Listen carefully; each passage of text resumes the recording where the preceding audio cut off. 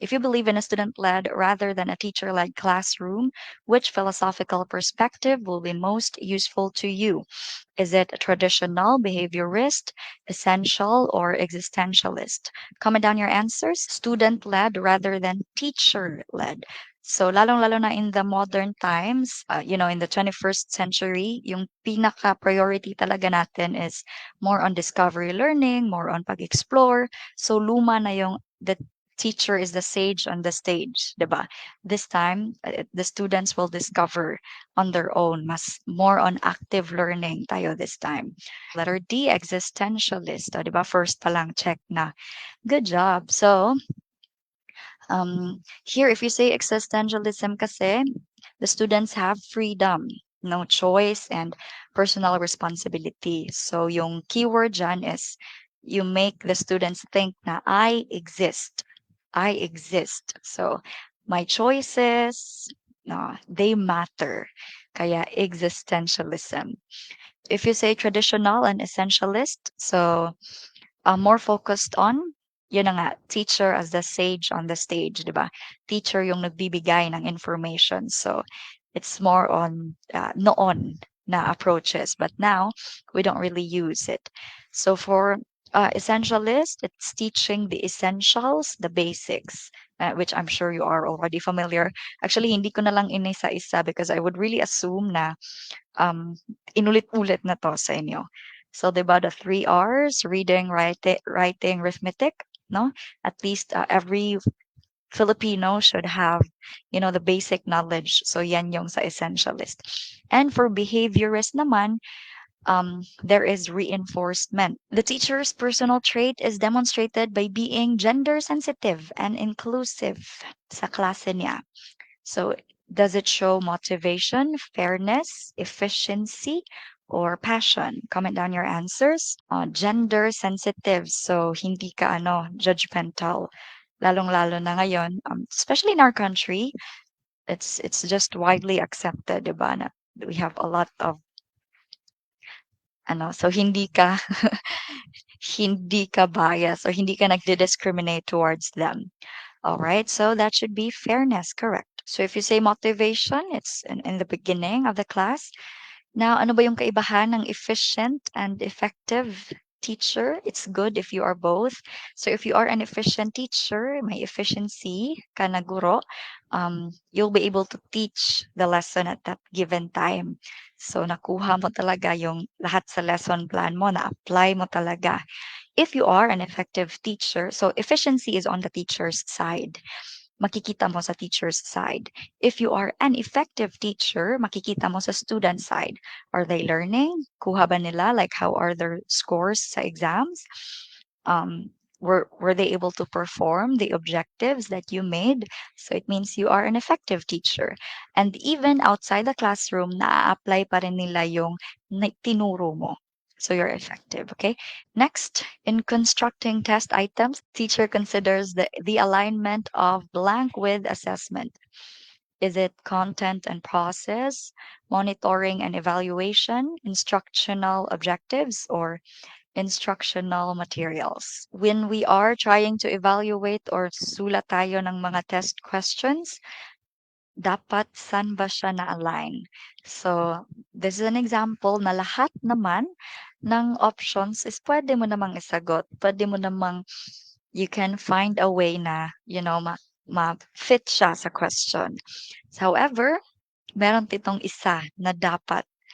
Okay, there. So it should be with the instructional objectives. So kung ano yung goal mo sa klase, dapat yan din yung makikita mo, yan din yung lalabas. So guys, remember, objectives should be the priority. Okay, most of the time, objectives talaga palagi. If you're choosing the materials, if you're constructing the test items, so yun nga yung sabi nila in college, di ba? Begin with the end in mind. Begin with the end in mind. So, nauna ka na sa anong goal mo, anong target mo for your students. So, dyan dapat mag-align yung activities mo, yung materials mo, yung test mo, So it's always with the instructional objectives. Which type of chart is most suitable to use if you want to show the relationship or chain of command in a group or department? Is it classification, organizational, flow, or timelines? Comment down your answers. Correct answer natin dito is some are answering A, some are answering B. It's actually organizational chart. Okay, so just remember the chain of command in an organization. So yan, my head, my my mga constituents, and so on. So that's organizational chart. Ito yung example ng organizational chart, 'di ba? So, sino dito? Tapos, siya yung head. Tapos, there are people under him, and there are people under them. Yeah. So, the chain of command. If you say classification, okay, these are categories. It classifies to a specific group. So, that's classification chart. If you say flow chart naman, it has a beginning and an end. Sa nagsisimula hanggang sa last part. And of course, for the timeline chart, so yeah, ito yung sa mga generations na lumalabas sa Prof Ed. So it can look like this. It will be very specific with a date and kung anong nare-represent ng date na yan. So that's timeline chart. But anyway, for number 4, it's letter B, okay? Organizational chart. The teacher's first task in the selection of media in teaching is to determine the ano. Selection of media na naman. Is it the availability, the objectives, the choice, or the technique? So most of these can be correct, but alin ba talaga yung pinaka-fit? Again, you select the media. So you select that material na gagamitin mo in your class. So it should be still, you go back to the objectives. Okay? You go back to the objectives of the lesson. So, what's the point naman kung, that media is indeed available pero hindi naman siya in line sa lesson objectives mo? So again, you always go back to your objectives in selecting the materials, in creating your tests. So always go back sa kung ano yung goal mo para sa klase. Okay? According to Lawrence Kohlberg, what should the teachers and parents focus on so that their child can become what they are meant to be? Lawrence Kohlberg, okay? Is it their ways of thinking, their ego esteem, their moral reasoning, or their view of life and the world? We have a proponent. So ito yung sinabi ko na it's good na it's good na familiar tayo sa foundations and theories kasi we'll be able to answer. Okay, so they are moral reasoning. That's correct. Let me see if I included. Okay, hindi ko pala sinali. So here, we all know na he has, the theory of moral development, right? Si Lawrence Kohlberg. So again, ito yung important. This is how important it is na familiar tayo. Kasi minsan, yung proponent lang yung ginagamit or yung title lang ng theory or ng philosophy. And if we're not really sure kung ano yan, then mahihirapan tayong mamili sa choices. Pwedeng lahat ng choices tama, 'di ba? Kasi actually tama naman talaga. Ways of thinking, ego esteem, 'di ba? But here very specific sa Lawrence Kohlberg. So, moral reasoning. All right.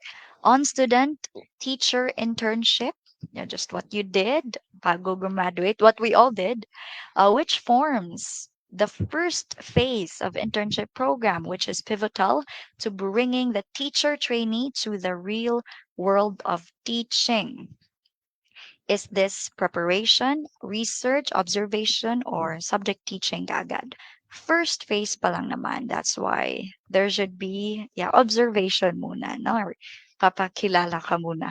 Next, in periods of development, what feature characterizes the child in early childhood? Early childhood. Is it independence already, readiness for schooling, maturity already, or high level of cognition already? So ito is, nandito pa lang tayo sa early childhood. So ano ba yung, yeah, observable trait? Letter B, readiness for schooling. So these are the stages of development, diba? From conception to birth. That's inside the mom's womb, infancy, and so on. But anyway, early childhood, it's 2 to 6 years. So readiness for schooling talaga yung makita. Under the Philippine professional standards for teachers, ano yung mga newly graduated and PRC registered teachers? So are they highly proficient, distinguished, novices, or proficient? Comment down your answers. That's correct. Letter C. Okay, nagsisimula pa lang. Did I include that? Okay. So if you are in the beginning or in the stage one, yung sa novices, fresh graduate or bagong LPT, so you will learn from your mentors, okay? You will learn from others, okay? Tinuturuan ka pa lang.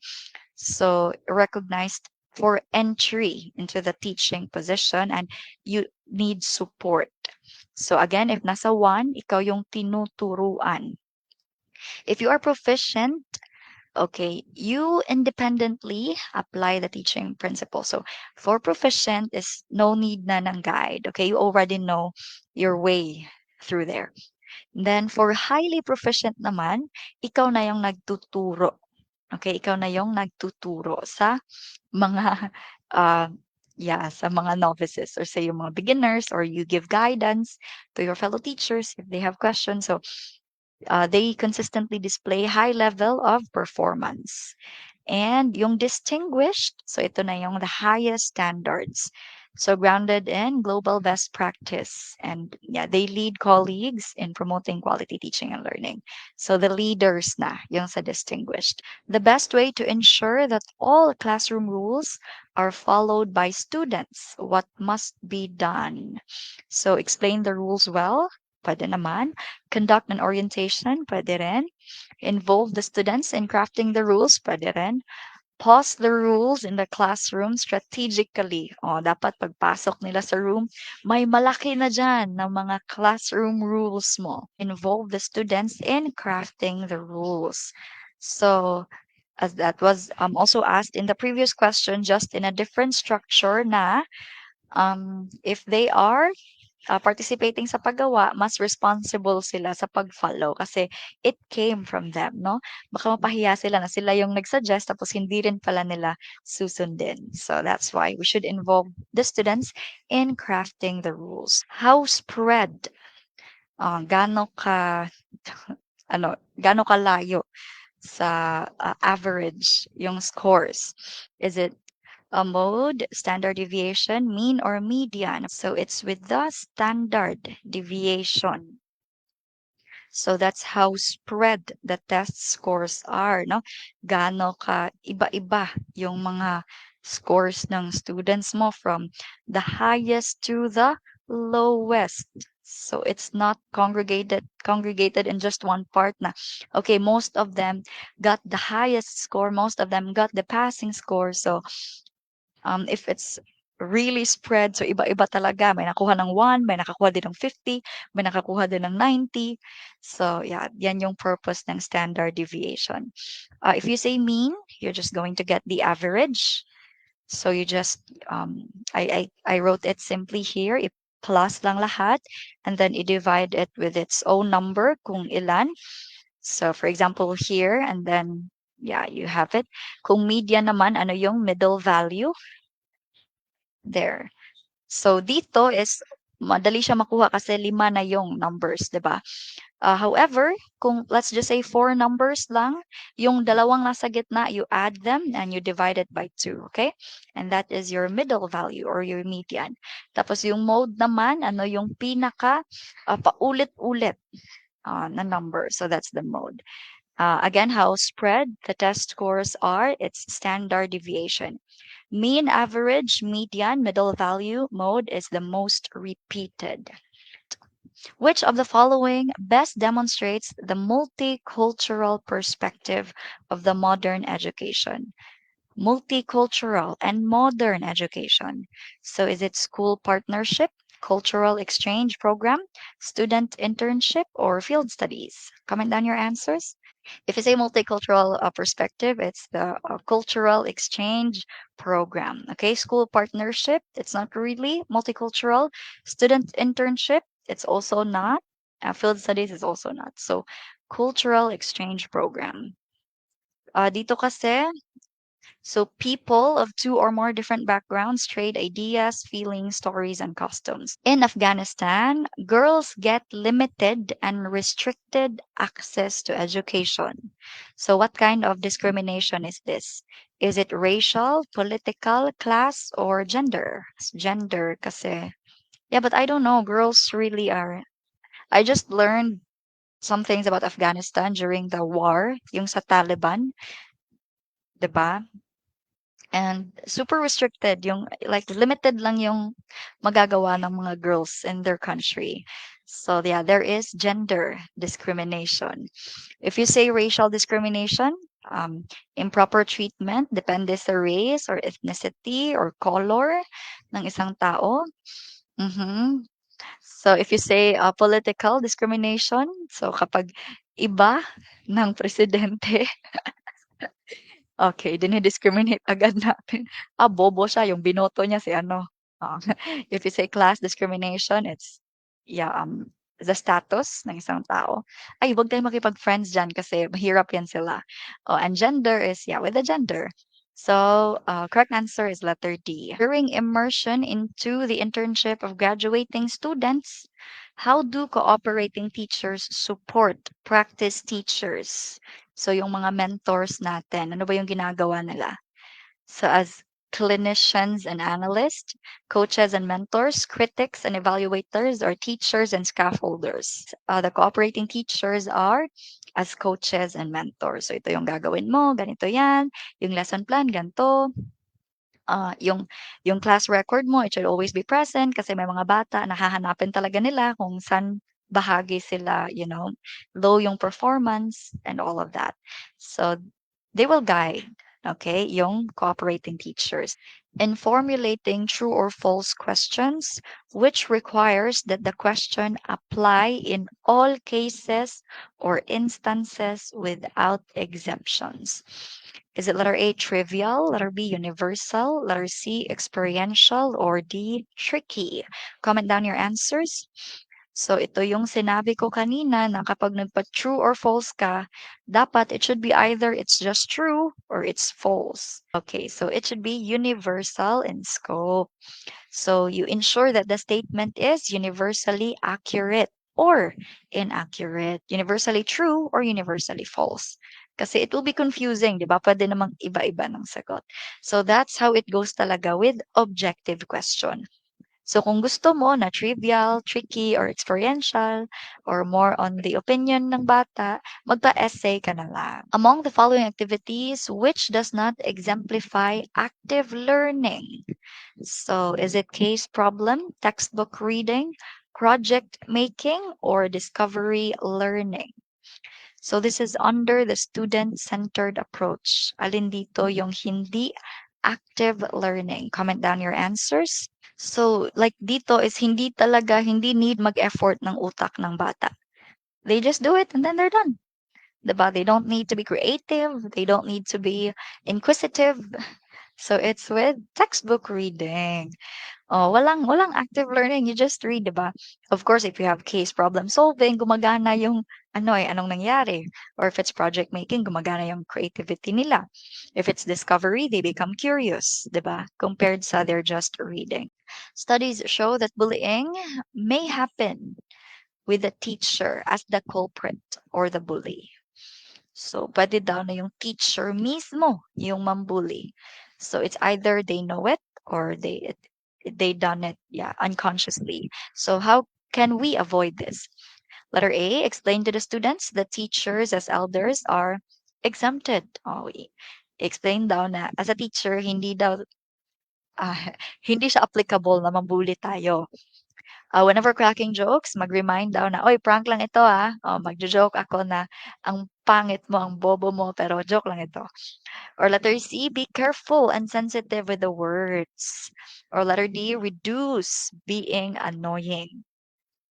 Okay, so it's letter C. That's correct. So minsan we don't really know. Yeah, I actually experienced this. I was with someone and I didn't know na she was a Muslim. Tapos my sister really had bad experiences, no? And yun yung nasabi ko, I was not aware na siya rin pala. So that was very insensitive on my end. So that's why as teachers, we should be careful kasi marami yung bata and they're diverse. Iba-iba sila ng pinanggalingan. 'Di ba? Iba-iba sila ng, you know, sa high school kasi namin, meron kaming section 1. Yung section 1, lahat ng matatalino nandun. So ako is I dropped from section 1, nahulog ako. It's because my father died and when I was in high school at ayoko na mag-aral. So lumiit yung grades ko, that's why. And so some of the teachers, even if they don't really mean it, they always discriminate yung mga from the lower sections ba. Yeah, yung gusto lang nila is yung section 1 lang. And I really felt that, no? So even if it was not on purpose, yeah, they tend to do it. So that's why we should be careful and sensitive, okay? Which of the following is significant or related to cognitive development? Letter A, is it memorizing a poem? Letter B, feeling for a mother, or increase of weight, or physical enlargement of the brain? Okay, so cognitive development, memorizing a poem. Okay, the rest are, letter B is affective, and yung C and D naman, physical. So letter A lang yung cognitive. What is the most crucial in determining the choice of class valedictorian?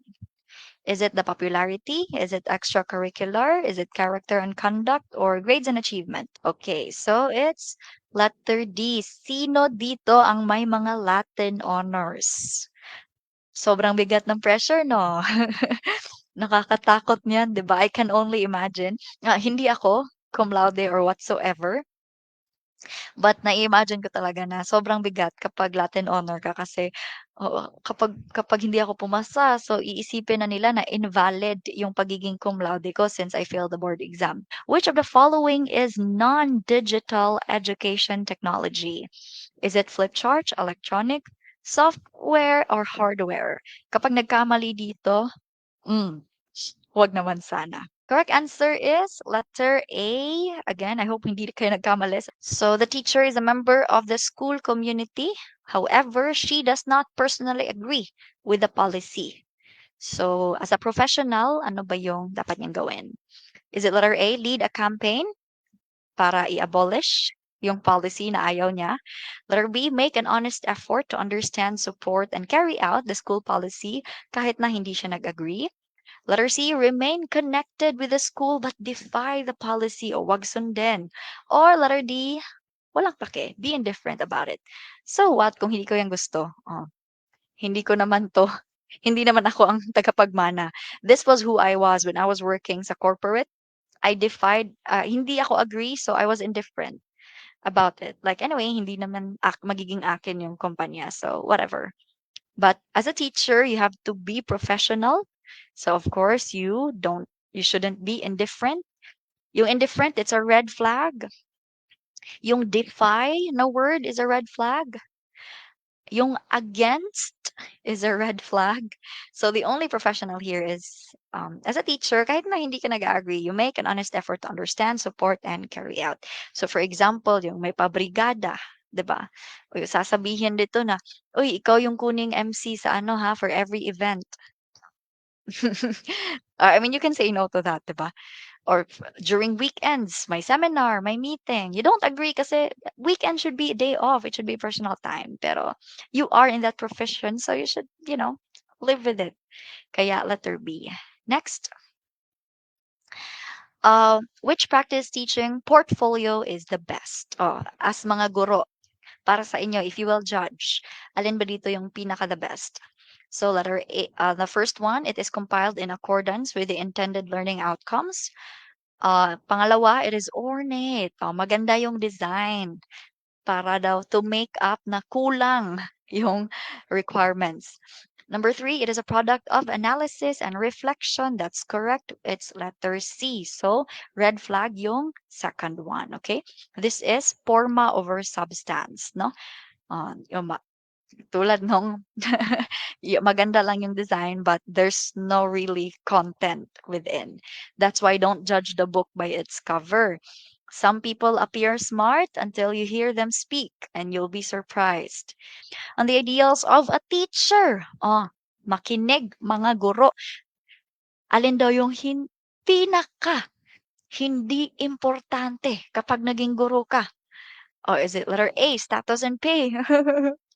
Is it excellence in the profession? Letter C, highest standards of career progression or competence in teaching practice? Alin daw dito yung pinaka hindi importante? Keyword is the ideal. Okay. So dahil gusto talaga nating ipakita na yes po, as a kid, I really dreamed of becoming a teacher. It's my calling. So kahit na hindi ako maano, gusto ko lang makaserve sa ating nation. Kaya, yeah, yung status and pay, yung least significant. Char lang. Paano tayo mabubuhay? When is the best time to explain and discuss classroom rules? O pagka magkamali nito, oh, merong flying kiss. Once an offense is committed, o kapag may nangyari na, dyan ka lang daw mag-discuss ng rules. Letter B, at the beginning of the school year. Letter C, kapag tinanong ng mga mag-aaral. Or letter D, kapag ni-require ng admin. Of course. So it should be with letter B at the very beginning. You are transparent sa kung anong gusto mo at hindi mo gusto, 'di ba? Ano yung mga non-negotiables. Char. Nare-relate talaga lahat sa relationship, no? But yeah, it's the same, 'di ba? In the beginning of a relationship, dapat klaro, ayaw ko nito, ito ayaw ko. It's the same. That's cool. Okay, you cannot do this. This is not allowed. You will be punished kung this. You should be like this. This is required. Para the very first part, alam na ng bata kung paano siya mag-act. Okay. On the characteristics of a teacher, which of the following connotes communication skills? Is it applying learning theories? Is it motivating the students? Is it articulating the discussions well or participating in action research? We are talking about communication skills. So that will be letter C. That's correct. Articulates the discussion well. Kasi if you say communication, if you have good communication skills, how well other understands you. You are teaching a science class. Alin ba dito yung hindi masyadong appealing if they are naturalist? Is it going to the zoo, exploring an aviary, visiting an orchidarium, or writing poems? Answer in 5 seconds. Hindi ako naturalist learner, pero mai-enjoy pa rin ako sa lahat ng or sa options na ito. Okay, so that is, of course, letter D. Kasi nga naturalist. Now, if you say writing poems, it should be with the linguistic learners, yung magaling sa language. Anyway, most suitable daw if you measure the athletic ability of your student. Do you let them write an essay or pen and pencil test or true or false? Or letter D, is it performance measurement? Athletic. The same din sa dancing, 'di ba? Or sa acting. So you need to uh, have performance test. Hindi mo siya kasi this is an example of the validity. Magiging invalid siya if yung gaano kagaling as an athlete yung bata, pinasulat mo ng multiple or pinasagot mo sa multiple choice. O sige nga, tingnan natin kung gaano ka kagaling mag-basketball. Sige, sagutan mo to, multiple choice. Who invented the ball?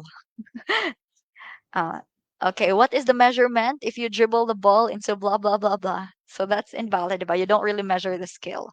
So it should be performance. The answer is in the question talaga, sa question na ito. O teachers daw are coaches and mentors. So anong gagawin nila? Coaches and mentors, they should be coaching and mentoring. The rest are also okay as jobs. They should criticize, they should evaluate you, but they should be coaching and mentoring as the priority. Earliest form of correspondence in the ancient days. So yung mga kapanahunan ng mga kaninunuan natin. Is it Morse code, radio, teletyping, or letter? Comment down your answers. Grabe naman yung Morse code, yung grabing effort if it's, yeah, Morse code yung ginagamit. No? How intelligent. So if you say teletype, that's teleprinter. But anyway, correct answer talaga natin dito is with the letters. Okay? Among the wide variety of assessment procedures to evaluate and measure learning progress, which is most useful in evaluating dance performance? Sige, let's try to be valid. Same ito sa yung sa athlete kanina na situation. So it should be observation kasi dance performance. In an increasingly borderless world, what are the most relevant pedagogical methods to serve global learners? So are you still with the essentialist or are you now with the exploratory? Is it with the perennial or classical? Again, um, this is more on the 21st century. So ano ba yung methods nyo? This is letter B.